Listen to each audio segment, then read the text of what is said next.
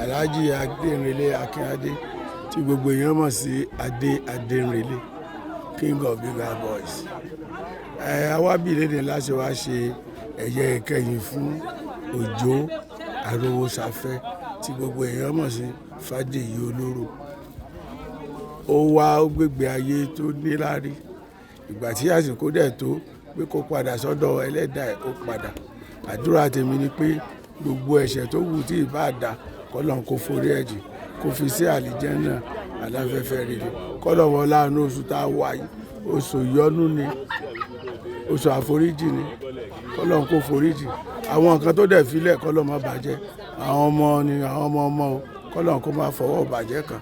Gẹ́gẹ́ bá a ti ń sọ, ṣe rí àwa òṣèré ní rìtáámẹ́ǹtì kankan bí a ti múnú yín dùn, kọ́lọ́n kó múnú àwa náà dùn ni.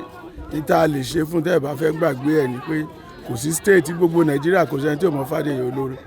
Afẹ́kẹ́ bá jẹ́ pé tí wọ́n bá fi foundation ẹ̀ lọ́lẹ̀ fún àwọn ẹbí ẹ̀ àtàwọn ọmọ kan lè máa gbọ́ ẹjọ́ afẹ́kẹ́ bá a dá sí.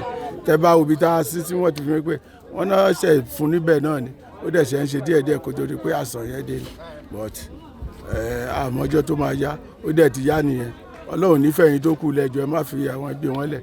Ọlọ́run á wà pẹ̀lú wa. A fẹ́ ṣùgbọ́n Jésù fẹ́ jù, ó dẹ̀ ti lọ. Kọ́lọ́run kó jẹ́ kó sùn re. Lẹ́ẹ̀kan sí orúkọ mi ni Alhaji Ade Adenrele.